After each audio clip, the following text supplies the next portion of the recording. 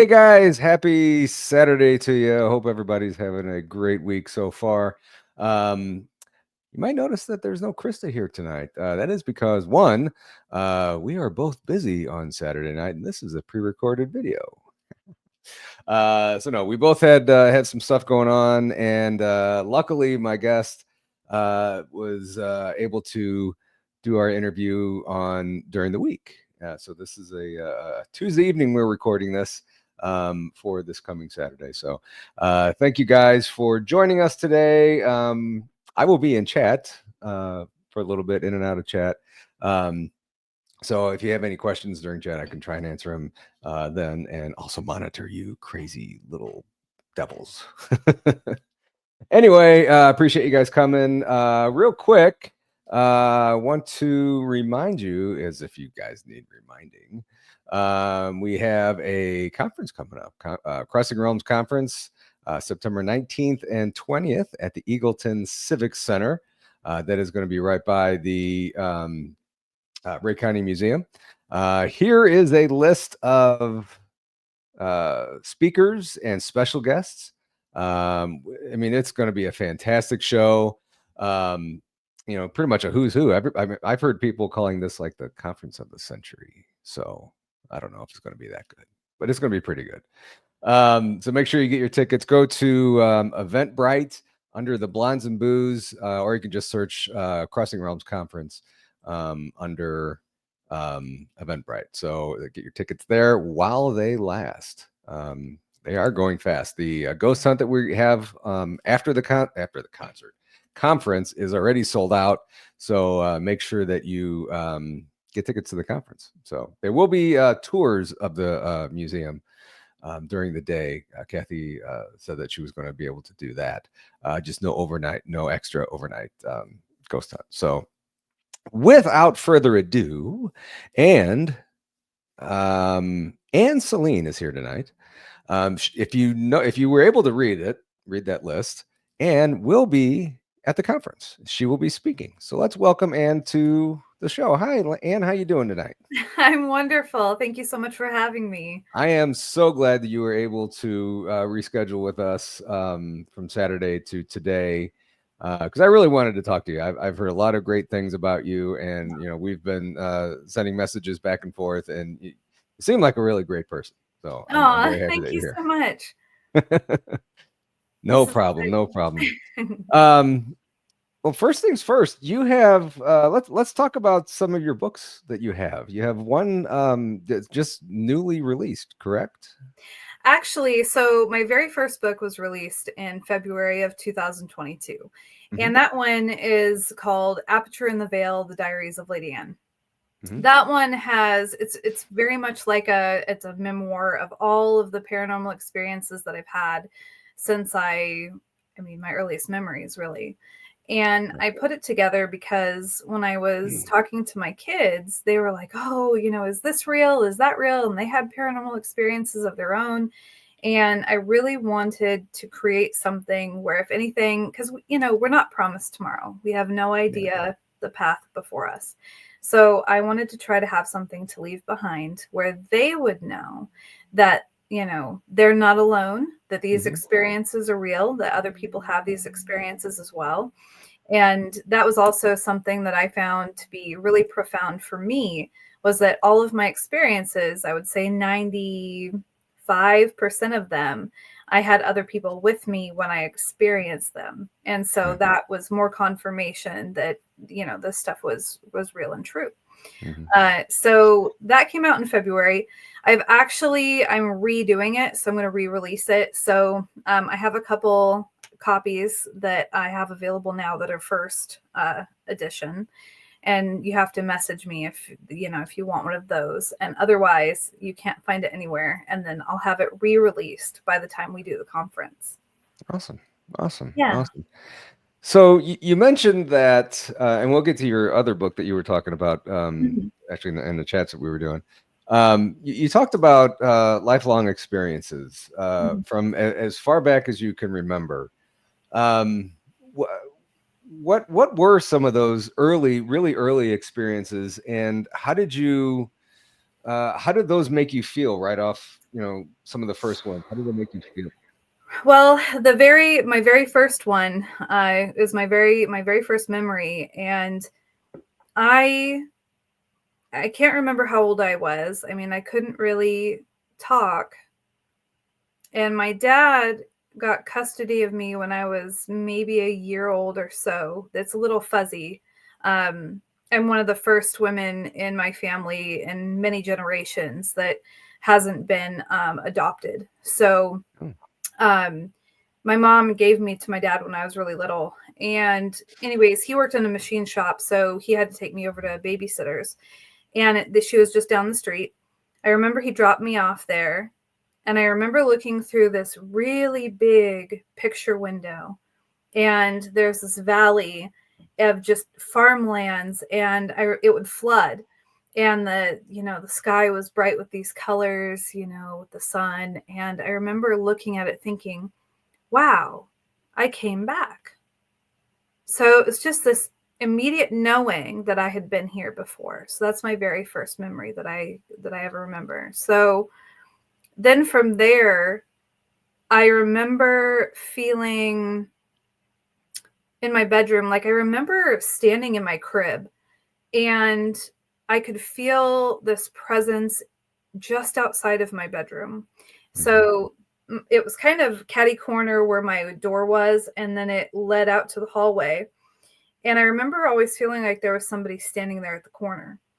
And it was like, those black hooded figures. And I remember seeing kind of like a hand holding the wall like this. But it never came in. Nothing ever entered my room at that stage. And I remember just feeling, part of me was curious about it.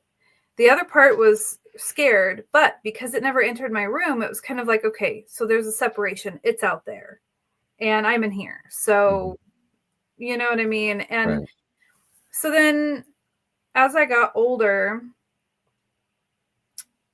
I mean, the very first time, I mean, there's been so much happen. I mean, because there was those experiences with seeing these shadow figures.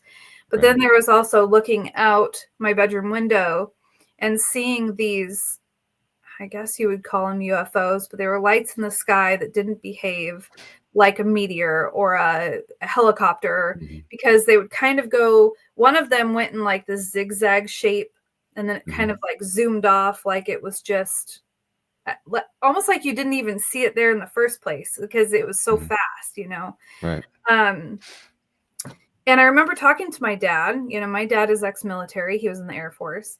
And I remember talking to him about aliens, and I was very much like, well,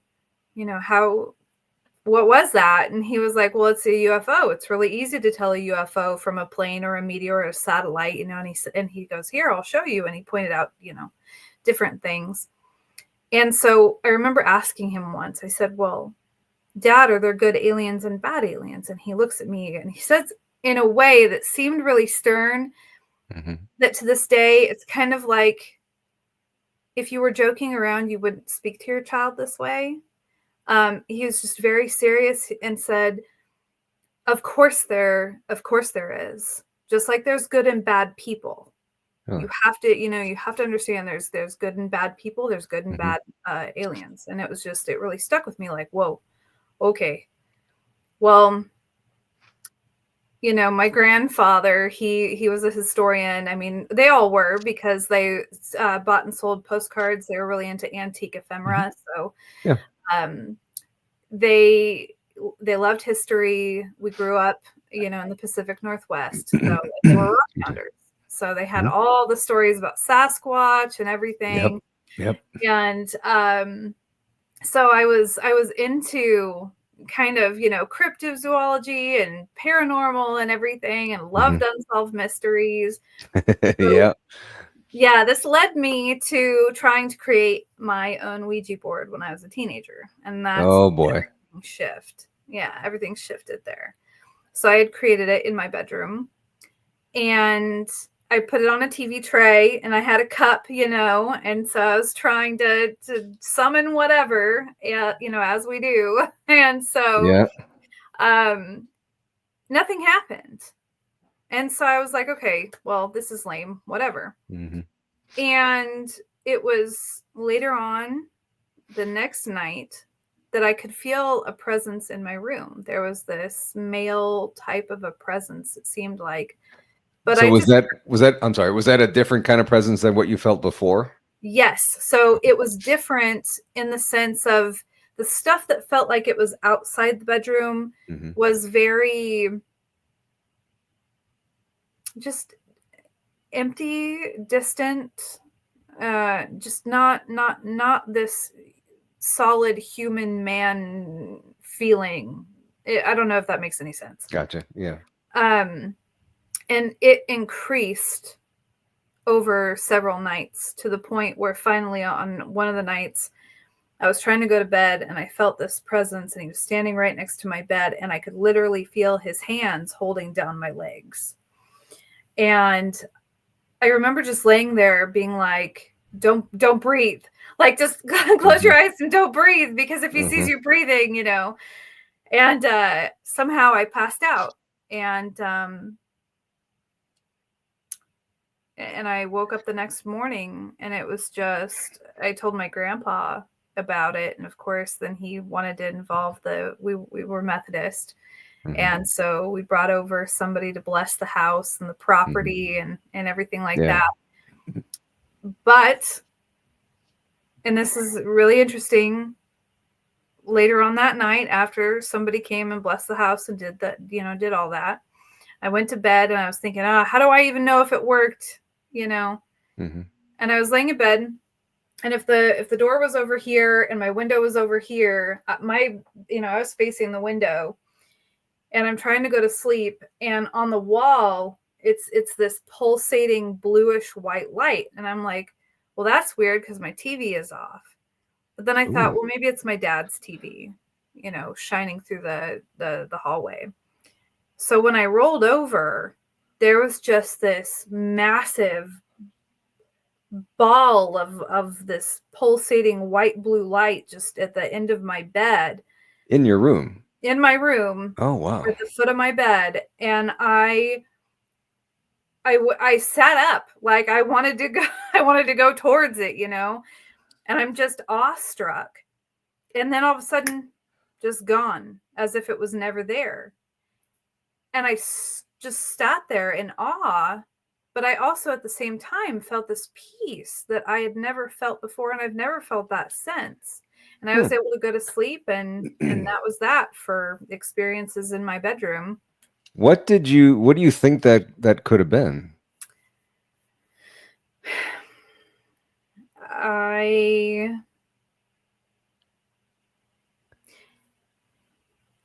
It's interesting because it could have been some kind of divine intervention. It could have been an angel. It could have been, that seems like, when you kind of line up the data, that would be where you would be at, is more of like an angel, heavenly presence. Now, at that point, had any of your family members passed on to where they could have been maybe protecting you from whatever this possible shadow figure was in your room? No, I was raised by my grandparents, my dad, and they were still there. And my great grandfather, he didn't pass away until I graduated high school. And then my great grandmother, she passed away when I was 3 or 4, maybe. So maybe it was an angel or somebody watching over you and maybe protecting you. Yeah. That's pretty, yeah, that's interesting. That's interesting. Going back to the figure holding you down, or the feeling of something holding you down in your bed. When you woke up the next morning, did you have any markings on your leg or any odd feelings or any weird dreams that you might have had? No. And that was the weird thing. When I woke up, I was very much like, did that happen? Was that really, or was I imagining things, or was and I was like, but no, it was so real. But I was also at the same time, and even now I question, I go, how did you fall asleep if that was really happening? But then again, I know that people, if they have too much fear and cortisol, they can just pass out. And then it was late, so maybe I slept through it. I don't know what the actual scientific side of that is when it comes to the chemicals in your brain and being able to, so but yeah, I was just shocked, and I questioned it, but I didn't want to go through another night like that. So that's why I finally told my grandpa, and I was like, okay, I messed up. Do you think that could have been from your Ouija board that you made? Okay, so yes, I do, but I'm gonna put a thing on this, because a lot of people will sit there and say that, oh, Ouija boards are so bad. Of course, that happened because he played with it. Well, it really comes down to your intention. If you know how to use the tools that you're using, then you can, you know what I mean? You need to learn how to use things properly. So intention matters. I believe in manifestation 1,010%. There is no reason that I would be where I'm at today if manifestation wasn't real. And I'm always in awe of that. So I think because when I was using it, I had no intention. I was just like, let's see what happens. And so, you know what I mean? Like I allowed this to come through. And so I blame myself for not researching it properly, for not setting a clear intention. But when you're 13, right, you're wanting to just play games. And these are well, when they first came out, or they were targeted to the kids who didn't know what they're doing with that stuff. So, not necessarily a kid's toy. Right. Yeah, that's true. Yeah. And kind of interesting. What kind of got me when you were talking about when you were a baby, the first, one of the first memories you had was that you were here before, looking out that window. I mean, I'm assuming you believe in past lives and everything. I do, because I've since had past life dreams where I know that I was, And that's so weird. My son and I never really thought of past lives and stuff before I got into this, only until I started talking to more people and kind of thinking about it more. But when my son was born, and up until maybe 5 years old or so, he'll be 18 this week. Oh, wow. Yeah, wow. See all this? I got some too from mine. So. That's what they're good for. Right. That sounded like a creepy voice. Anyway, I love my son, really, I do. Yes, yes. When he was young, he kept saying that he used to work for, and I mean, he wouldn't even think about it, and you could tell he knew this, that he used to work for a place called Concord Map, not Maps, Map.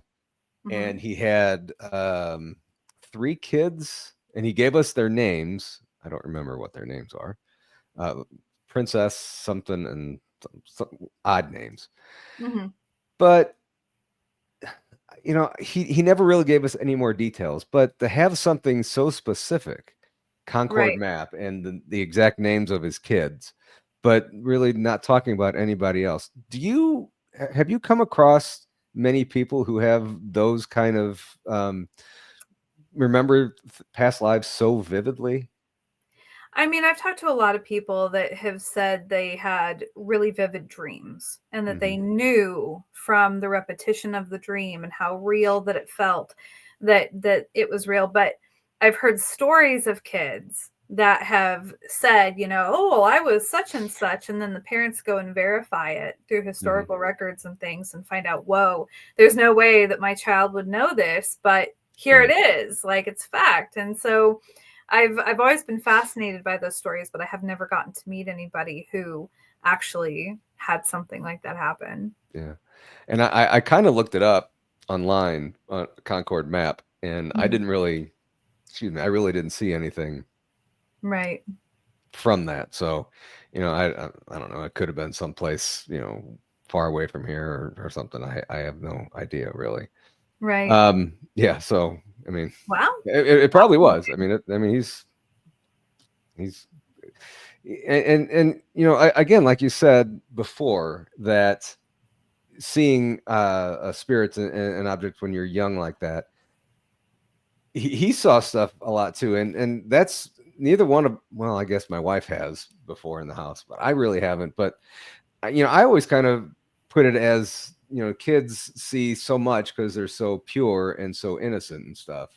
I mean, do you agree with that, or is that? Uh, I've always heard that by the time a child turns 7, it's the age of reason. Mhm, And it does seem that and when you look at the development of the brain and the different stages and everything, um, they're so connected to wherever it is that we come from. mhm, And then we kind of grow away from that and we become jaded and we have these experiences and we develop these kind of binding thought processes, mhm, and biases. And it takes I think it takes us away from that, from source, if you will. mhm. So yeah, I can see why that stuff would fade, and I believe in that. That does make sense. That makes a lot of sense. Um, so lifelong experiencer, and your dad kind of, well, was explaining to you about the UFOs and everything. Mhm. Um, did your dad have a lot of experiences as well besides the UFOs? My dad is such an enigma. He's Or really, does any of your family members have Well, my experiences family like that? members, they were more on the Sasquatch camp because they were rock hounders.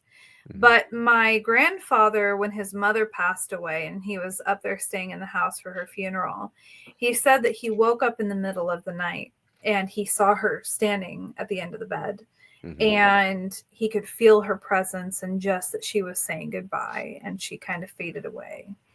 So he had that experience, and he believed in spirits being able to do that. My dad, so I entered when I was 15. I went to a place with him that we called a healing group. So, healing group was a place where a bunch of people with different backgrounds, like there was a massage therapist, there's somebody that did cranial sacral massage or whatever it is, acupressure, I mean, all kinds of backgrounds. And we all came together to learn and practice Reiki and just talk about spirituality and different experiences and meditations and things. Mhm. And so he was super, super into that. But that wasn't until I was 15. But one thing that always remained true is I always try to ask him about his military service. Mhm. And all he will do is laugh at me and say, "Oh, I've swam with the jellyfish and, put away the basketballs in the rec room." And it's just like, but no, you didn't. Like, and grandma said that he had like secret clearance and like secret underground clearance when he was stationed in Japan. Um, I have even asked him, I was like, okay, Dad, so is there going to be something like when you pass on in a will that's going to say, okay, this is the real story? And he just laughed at me and was like, nope, you're never going to know. So I was like, well, crap. Okay. Yeah, I mean, I think that there's something there. The whole family does, but I doubt we'll ever know. That would be so awesome if people with top secret clearance, as they pass on, would just pass that information. That would be so Yeah, awesome. that would be amazing. That would explain a lot of stuff. Right? I don't think that would ever happen though. Yeah. Um, yeah, unfortunately. But you hear a lot of people who have these experiences, and they go to their loved ones or whatever, and they kind of get the cold shoulder. Oh, you were just dreaming. Oh, you didn't see that. It's. Um, I mean, that had to have been reassuring for you to know that, one, you're not going crazy, and yeah. two, that there is something out there that is trying to make an appearance, or trying to help you, or maybe even have something with a message. Yeah, I did feel very, very lucky about Hmm. that. When I got into, so in 2015 or 16, I think it was 2015 though, I started up my podcast called The Caravan Library of Lore, but it was actually under a different name in the very beginning. And I remember coming across people that were very much like telling their kids and stuff, the stuff doesn't exist at all. Hmm. And it really affected me in the sense of like, okay, if you're going to be sitting there telling your kids, no, ghosts aren't real and this isn't real, and then your kid goes off to have an experience, that's going to Hmm. be extra traumatizing. Hmm. So I mean, if you don't believe in it, you could state, hey, I don't believe in this, but I don't know, because we can't speak definitively either way. And so we shouldn't, because I think that it perpetuates or can make worse trauma if something does Yeah. happen. Let them decide. I mean, Yeah. like I tell my son, I actually I try, now that he's going to be 18, I try Mhm. and get him to go with me on some of these That's cool. investigations that I go on. He seems like he's interested in it, but it's always no, no, no. I'd rather Yeah. play on my computer or whatever. But Yeah. it's so much more reassuring to say, I think they're real. I think ghosts are real. I think UFOs are real and stuff like that. And make up your own mind. If Yeah. open your mind, and maybe you'll find out. Maybe you'll see Yeah. it No, I for yourself. agree. I Yeah, agree. yeah. And that's, I think, one of the most awesome things is to experience that stuff. Oh yeah. No, it's definitely an adventure, that's for sure. Hmm. Hmm. So, getting back to some of your experiences, have you had any that were just extremely terrifying enough to scare you to maybe not go down this path? Oh, well, no for that. But okay. So, how do I want to answer this? So, okay, it doesn't matter. Okay, I guess it doesn't matter how scary the situation is. Mhm, This is the field that I'm in, and mhm, I do feel like I have a duty to, I feel like it's my calling. And the different experiences that I've had are now teaching tools, because when I first found out about this whole paranormal community and podcasts and everything, it mhm, was very healing for me, because I was like, oh my gosh, I'm not alone. These other people are having these experiences and they're so kind and all this kind of stuff. And so that's really why I created the caravan. And then I went on, which it's not on air anymore. mhm, And then I had KPNL radio for a while as well, because I was like, oh my gosh, so many people have these, amazing podcasts, and I want to feature them all on this, station. mhm, And I felt like it really was going towards, helping healing people and everything. And so, you know, I felt like it didn't matter what I might encounter. It's all part of this process. mhm. So the two experiences, though, only one I was trying to I was poking the bear, if you will. But the first one, though, I was okay. So I'm terrible at remembering dates. Me Um, too. let's see, it had to have been 2019, maybe ish. And I was living in an apartment at the time, and we were right on the edge of town, so there was like all this farmland and everything. And I started to write for their little newsletter that they'd put, like, there's these little clippies by the front door, and Hmm. they'd put it there at the first of every month. And so I was like, oh, a writing opportunity, I love this. It was right when I first started writing. And I was thinking about, because it was April, I believe. I think that's when Earth Hour is, April 20th, maybe, or something. Um, maybe that's Earth Day. But anyways, Yeah. I was wanting to participate in Earth Hour and see if we could turn off all the lights for that hour and maybe do like a star viewing thing or whatever. So as I was standing on the patio and really trying to think about how I could propose this, Hmm. there was something that caught my eye down so there's a parking lot, and then a white picket fence, and then a little sidewalk, and then the road, and then just farmland. And then there was these little trees that were next to the white picket fence. So it looks like this big puff of white smoke. And at the time, this was when like they started vaping and there was these big old monster clouds, you know. So I was like, oh my gosh, this is huge. Like, where's the person that's doing this? So I'm looking. But this cloud, it turns into this humanoid looking thing that, I mean, its head, you know, neck and shoulders and arms and the legs, and it's walking like we do, you know, and I'm watching it walk. And then so there's these trees, you know, like I said, and then but the trees are small, they're like saplings. So it gets to this tree and then it's just gone. Like it walked through an invisible door. It like never appeared on the other side of the tree, which made no sense at all. And I remember just standing there though, and I was holding it like, because I don't have fight or flight, I have freeze.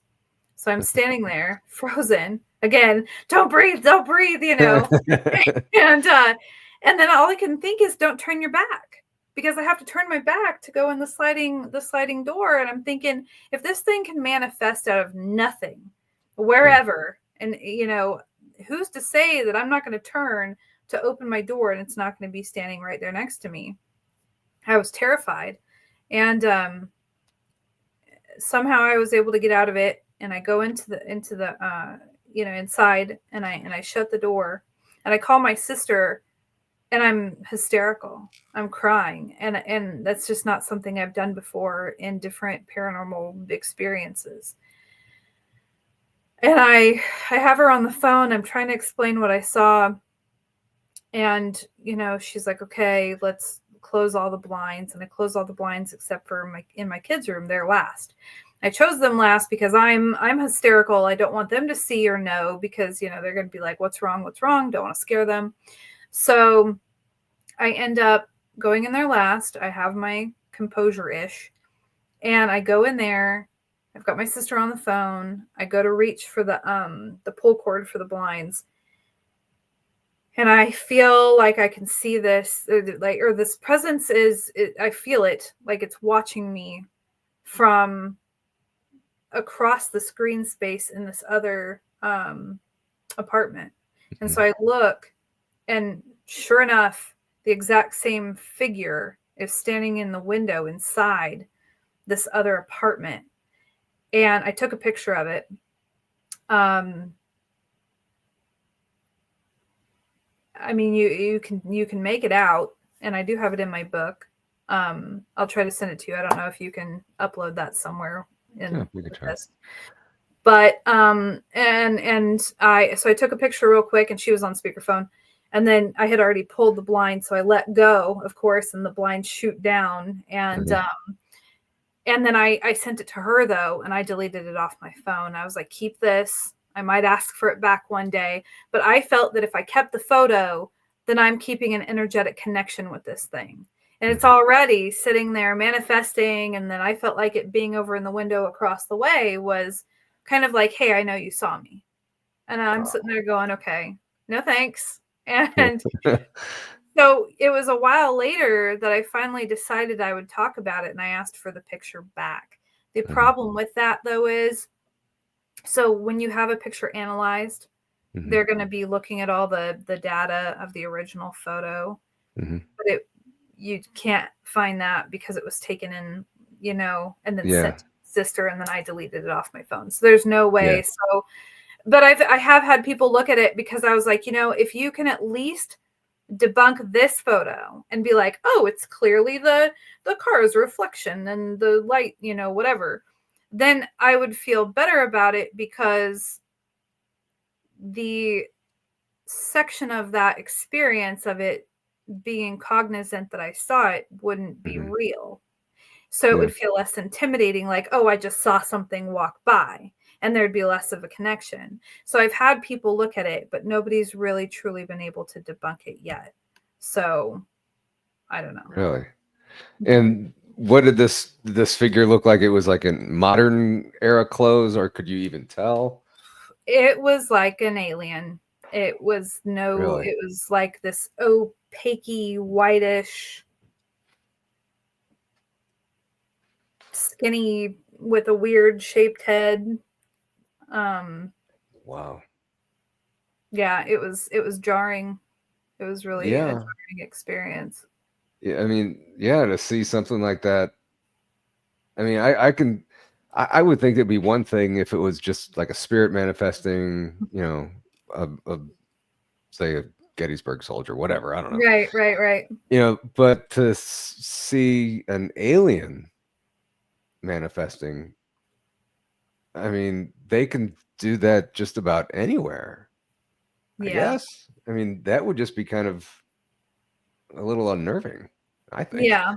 Oh, well, yeah, because I mean, You're it creeping makes me me out think here. like, yeah. I mean, okay, so like if I go over to your house, I can't come in if I don't have the key. Hmm. If you don't want me there, if you keep the door shut, you don't open the door. There's things in place to keep people out or things out. Hmm. This has no rules.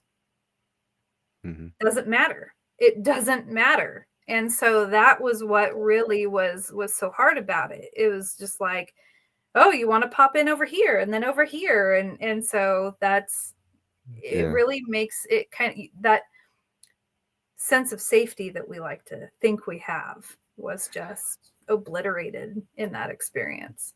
It's funny that you say that sense of safety, or maybe even kind of a sense of privacy, because Right. I've had people tell me that on these shows they see my dad back here or my grandpa or somebody, and I've often wondered that, I mean, they can pop in and out, Yeah. anytime. What if you're doing something that you don't want parents to see? You know, when I went to healing group, the very first thing that they said that I had learned when I was there is there are no secrets from the universe. Right. And when you start living life in that way, I mean, it does change the way that you live. Hmm. And I mean, we could get caught up on, oh, what if they see me using the bathroom or doing whatever else, they're not going to be like, there's a knowing there that they're not going to like pop in during that time. I don't think, you know what I mean? So I think it's a little different than that. I think that there are still kind of like an energetic, you know what I mean? Privacy So guidelines yeah. or moral. I don't know about morals, but Right. privacy. Yeah. Right. Because they're Anyway. not like this negative, Yeah. you know. Yeah. I don't know why that popped in my head. That was just, It's all good. yeah. Felt I needed to ask that. Do you feel that some of the experiences that you had when you were younger, earlier in life, have guided you or have helped you get to where you're at today? Yeah. 1,000%. Uh Man, that's like a whole book. um Gosh. So how do I, you know, when I found the paranormal community and I had a bit of a background with it, but I didn't know that it existed like it does. Mhm. During that time I was married and it was an abusive marriage for 12 years. Mm. And have you ever seen Peaky Blinders? Mm-mm. Okay. Really great show. Highly recommend it. So there's this one scene in there where the main character, every month they end up getting I guess it was a stipend or whatever, where they got like flour and lard and something else. But it was like two or three things. Well, and this was, I think, in the early like 1920s or so. And he was supposed to go into town and get that. Well, he didn't. He got a top hat and a coconut, and his mom beat him senseless when he got home. And he was just Wow. like, you know what? I don't want to live like this anymore. My mom deserves better than this. My family deserves better than this. And he was like, I'm going to take that chance and I'm just going to do it. So that night, I thought about that and I thought about manifestation and everything. And I had the bravery the next day to ask for divorce and told him to get out. And it happened. And I'm surprised that it did. I've had doctors Good. and people tell me since then that if I would have stayed in a little bit longer, I wouldn't be here today. Wow. Um, That's good. yeah, and so since then, I moved back to my hometown, and then where I never thought that I would get on a plane. I never thought that I would leave Oregon, and now I've been to Ireland. I've published a book. I've traveled halfway across the entire U.S. I'm here doing this now with you. It's incredible, and then the experiences that my kids have had since then too. And so I think that what I had as a child, the experiences that I had were able to connect me enough to different things in my adult life that it saved my life and really pushes me towards, even more. And I'm still on that path, So That's awesome. That's awesome that you were able to get out of that yeah, thank you. abusive relationship, and everything that I've heard about you and Ken just sound incredible. Thank you. It's I'm been glad you guys found. incredible. Yeah, that's good. It's unfortunate that it had to happen. Yeah. But I wasn't in an abusive relationship before, but I was divorced as well. My wife Mhm. was not married, but I mean, she was in a bad relationship, and it almost seems like this is getting off paranormal, but it almost seems like you have to experience the really bad negative stuff, and I guess this could be related to It's all paranormal, tied sort of. together. Yeah. Yeah. You have to experience the mad, nasty stuff, Yeah. to really appreciate what you have today. And I wholeheartedly agree with what you said, that it's incredible that you're here. And I know a lot of people have followed that same path, or a path that's close to that. So that's good that you got out of that. Thank you. Thank you. You mentioned that your kids had experiences as well. Yes. Do you think that have they had as much experience with the paranormal as you had? I would say not as much as I had, but they've definitely had their fair share. I've had experiences with them. There was one morning, and this was in that same apartment where I saw the thing on the road, but this was like when we first moved in. And we were laying down, falling asleep, and we heard these like steel-toed boots. It was like a man came into the house with steel-toed boots, and he walked, and then he left.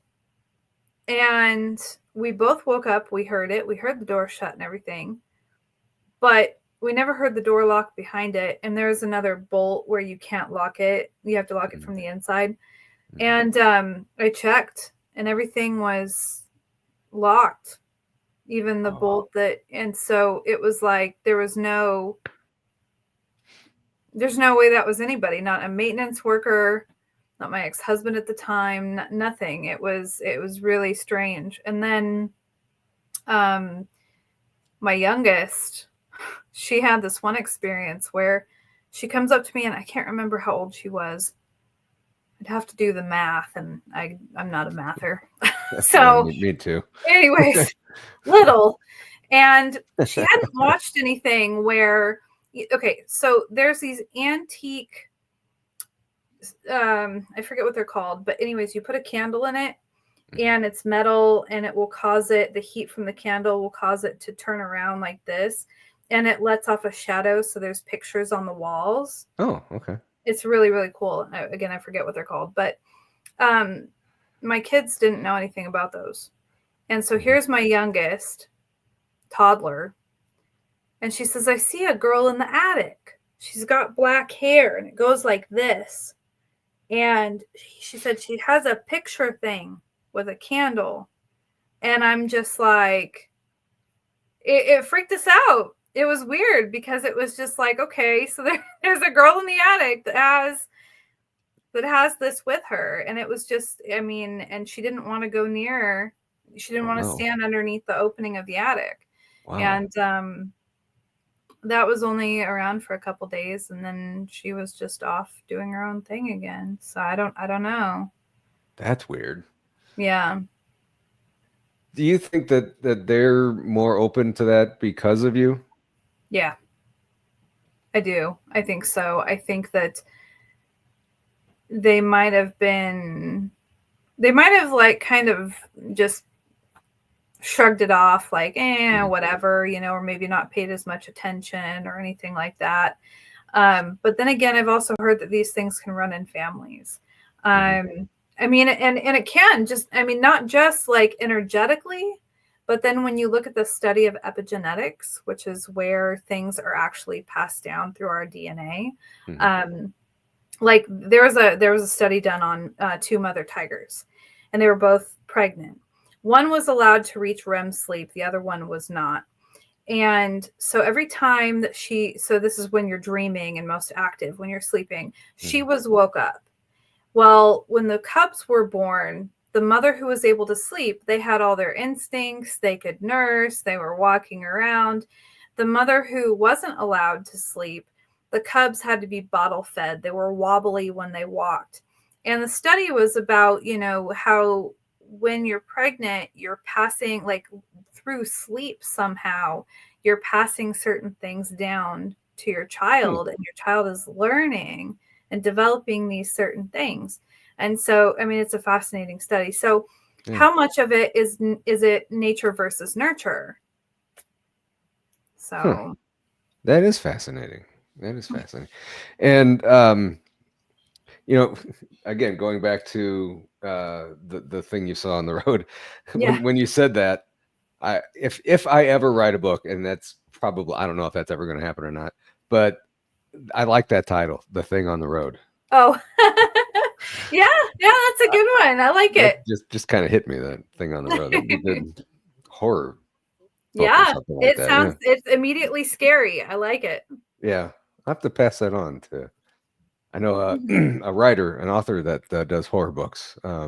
She might even be watching this right now. The Thing on the Road. Okay, you heard it here first. You heard it here first. So, again, like we said before, you're going to be at our conference in September. You and Ron Murphy are going to be giving a little talk. Yes. We kind of talked about this backstage, and it's a little too much to completely get into. But I mean, what do you think you're going to talk about?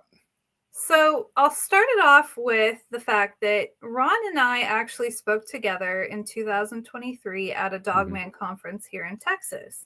And it was the psychology of Dogman. And what we talked about is how, there's a study, ethnocenology, and it's the relationship between man and dog. And then we kind of go into Carl Jung and Freudian psychology and the shadow, and how we kind of projected. Gosh, it really is hard. So, well, okay. How do I?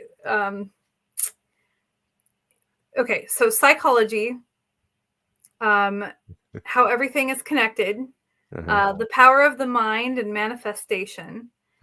I mean, because this is really a direction that I'm going. For an example, and gosh, I feel like I have to be so careful of even how I say it, because I'm still in the baby stages of doing all my research and everything. But the human mind is so incredibly powerful. Mm-hmm. So there was an experience I had.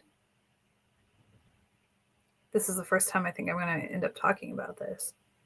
There was an experience that I had when I was really little. And I thought, I mean, I was laying in bed, Mm-hmm. and I thought that there was this man crawling around the floor around my bed. And I just laid there and I was just kind of watching. And I thought he was going to pop up on one side of the bed, but he didn't. He was behind me, and it felt like he touched my lower back. Mm. And when he touched my lower back, it was like it went inside my lower back. Oh. And to this day, I can still feel that feeling right above my hip on my lower back. And you get into all of this and you think, you know, because yeah, okay, my dad was in the military, and yeah, we've seen UFOs, and yeah, there's been some really weird things. And this I didn't write in my book. Mm-hmm. And this I didn't include in what we were talking about in the beginning. Because I mean, and there's no definitive proof. It could have been something paranormal, but since I have also been studying psychology, and I am somebody that I have PTSD, obviously, from experiences that I had when I was really little. Right. I was put in foster care, just taken out of school one day and put into foster care, and I don't know how long I lived there. Oh. And then I got to come home, and then, you know, and then I was in a really bad car wreck when I was 10. And anyway, so there's all these things.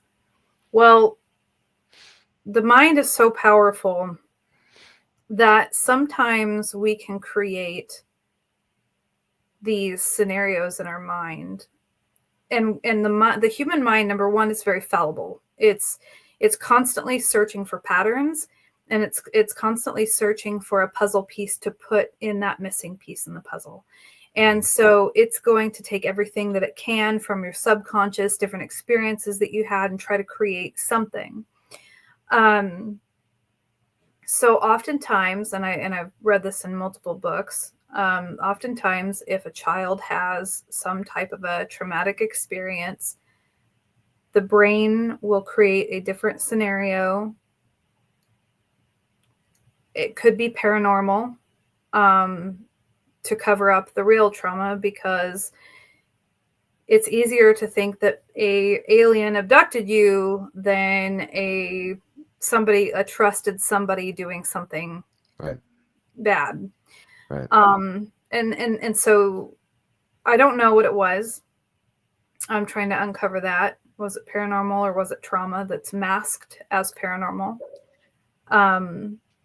And I think that this is something that's really important to look into in the field, along with studying psychology in regards to how we even talk to experiencers. You know, I have some papers that I'm developing about ethics within the paranormal, because when we talk about these things, when people come up to us, we have there's a probability of creating or worsening what's called cognitive dissonance, which is feeling two things at once and it's really clashing. So then you don't know what, you know. And then ambiguity intolerance also is like people coming up to you and they really need an answer, but the fact is we cannot provide any actual solid answers.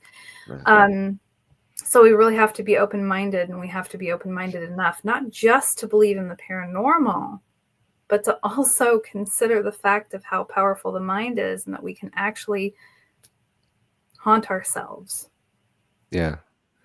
Is somebody wishing that they would see something bad enough to make it up completely? Right. Yeah, that can happen. Wow. Wow. That was, yeah. See, I've been like, that's one of the things that's so hard, because this can get really heavy.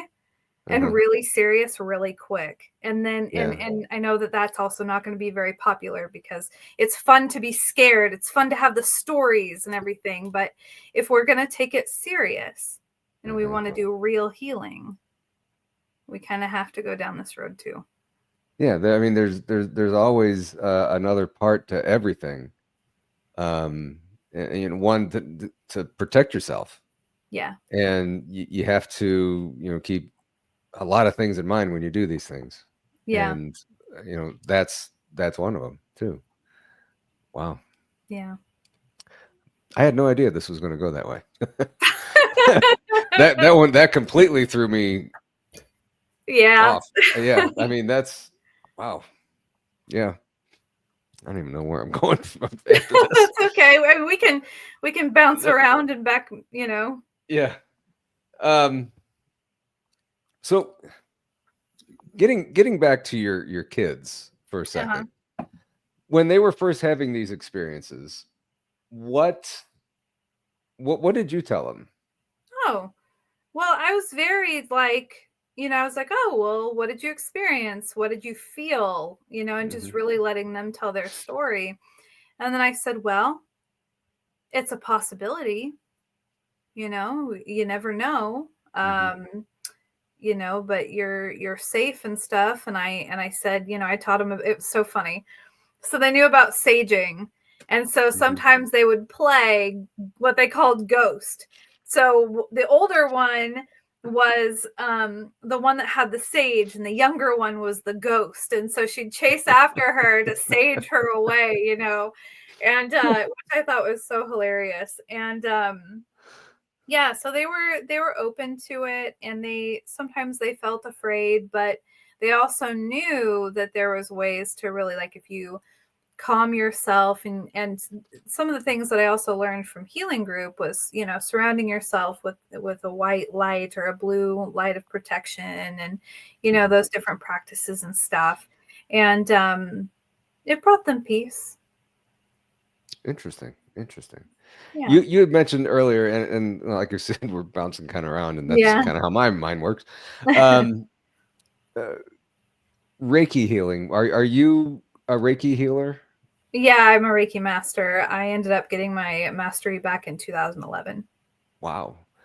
And you started doing that with your dad, correct? Yeah, when I was 15. When you're 15. I guess from that I keep looking over here. I have a K2 mirror that I always have on. Oh, that's cool. And it's kind of flashing a little bit, but nothing really.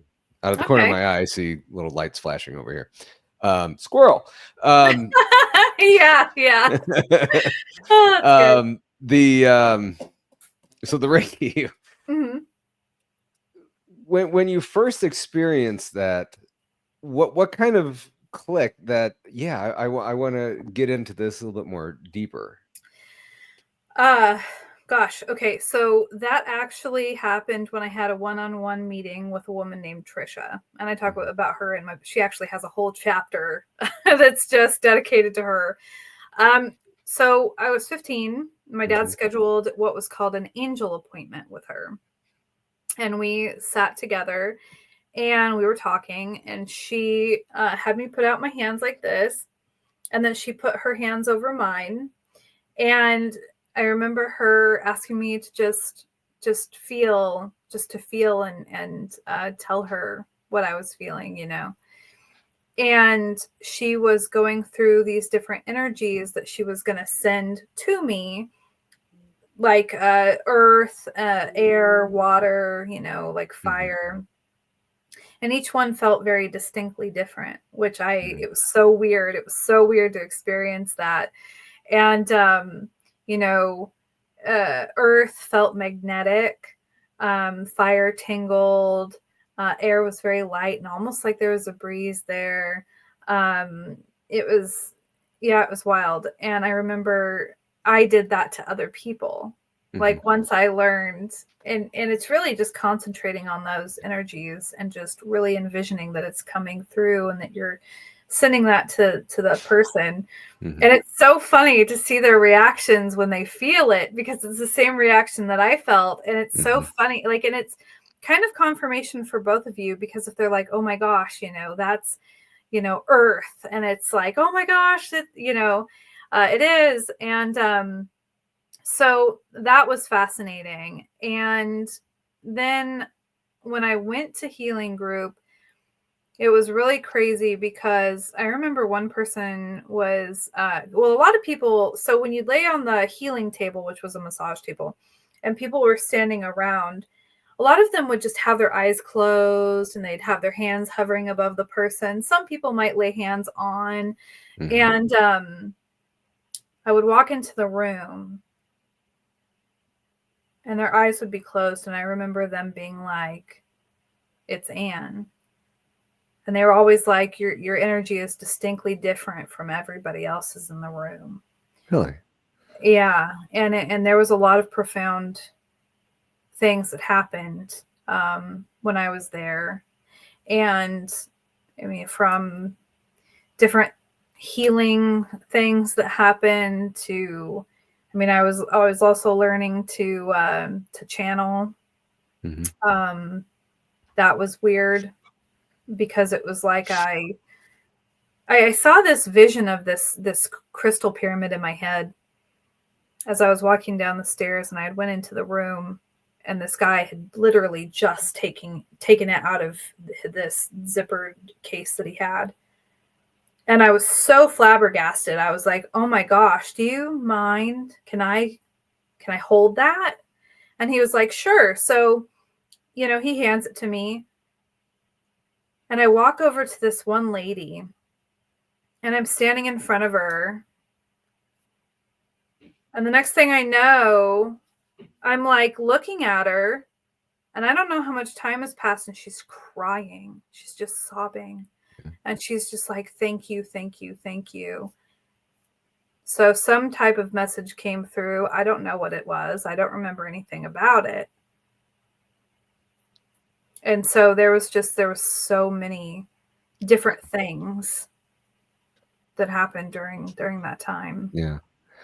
Helping people like that get over, whatever. How do you feel when they, like you said, when they thank you, they're sobbing so much they thank you, and what goes through your mind when that happens? Well, I mean, I'm overwhelmed. I'm very sensitive, so I can feel it. And I'm grateful that I was able to, provide that. But like, okay. This is where I'm a little embarrassed. So I had a speaking engagement down in California, and it was my very first solo conference that I'd ever done. Well, first one I've ever done. And I had my table, and it was all set up and everything.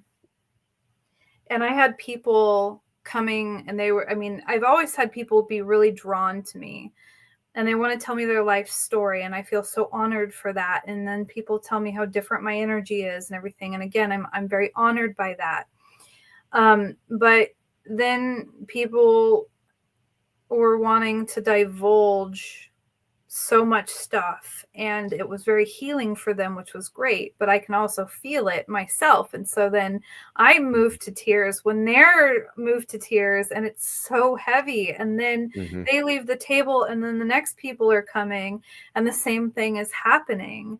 And it's so intense that I don't know how to handle it.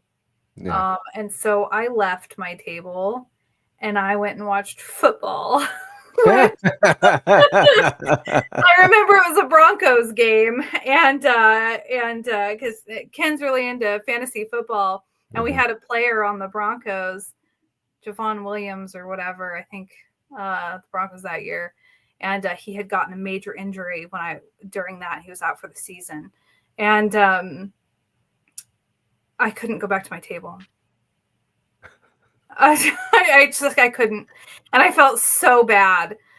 And so then the next conference I did, it was the Dogman one with Ron Murphy, and I was much better with that because Ken had a table too. So I sat with Ken, And I did my talk with Ron, and I was trying to be at Ron's table as well because we were both as being speakers and having the books, and I was selling my books and stuff.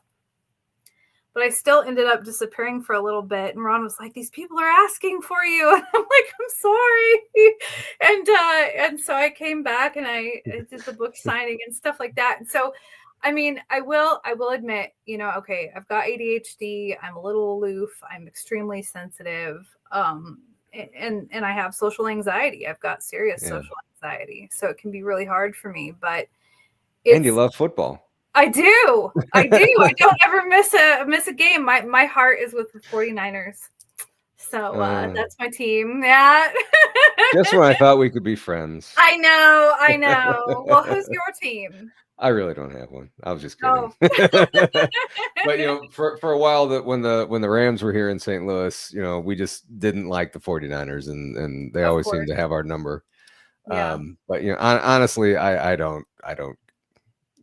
I like football. It seems that lately I'm more drawn to the Arizona Cardinals now, because they were here when I was younger, and they left, and I keep thinking, man, I wish they would have stayed here. And lately, I don't know, I've just been, for some reason, just drawn to them. So things change. I'll always be a Niners fan, but Ken loves the Packers and the Bills, and I would say that the Bills are definitely my second love. And so, but I don't know if I can ever be an actual Packers fan, but I did wear a cheese head for him once. So,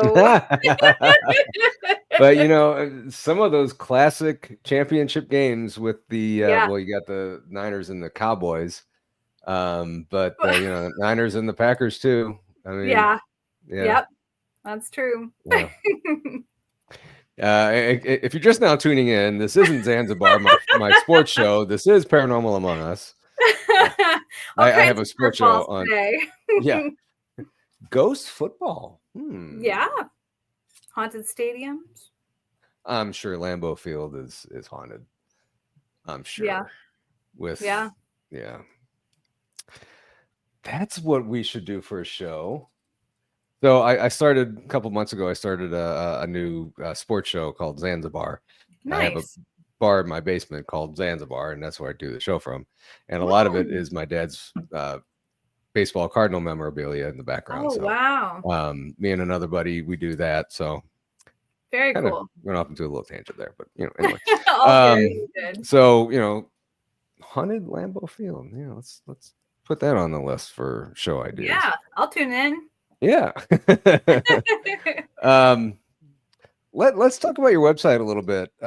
You do a lot of writing for that as well, besides your books. Yes. Oh my gosh. So I am a writer through and through.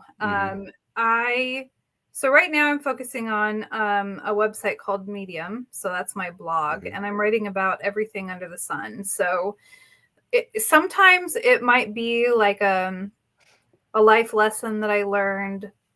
Sometimes it might be a reflection on some new psychology research that I've done. It might be in regards to the paranormal or sharing an experience that I had. It's kind of all over the place, but it's really cool because when you earn money on it from people reading it. So it's been a lot of fun to see that. But I have another book that I'm writing, as well as doing all this blogging. And this book is called From Vision to Voyage, and I'm only about 11,000 words in on it because there's a part of my life. Let's see, how do I want to phrase this? Because I can't give anything away. Goodness. Okay. So there's an active part of my life that I'm living, and something is manifesting.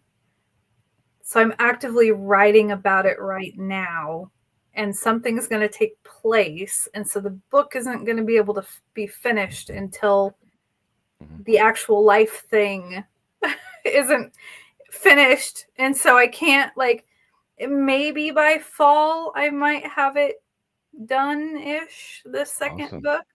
but it's definitely, so there's a big concentration on psychology, and then also manifestation for the second book. Awesome. Well, Ann, this has been fantastic. I've thoroughly enjoyed this, and I'm looking forward to meeting you in September. Yeah, same here. This has been amazing. I can't thank you enough. Yes, this is awesome. So, guys, I appreciate you guys watching. Thank you guys very much, and I appreciate you guys coming in. Thank you, guys. Have a great rest of your evening, and we will see you shortly. Thank you, guys.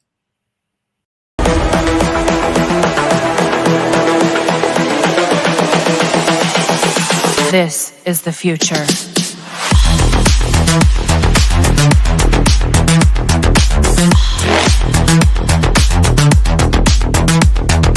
Evolution.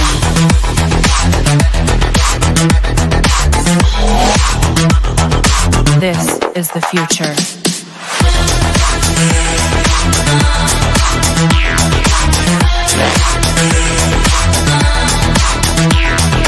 Evolution.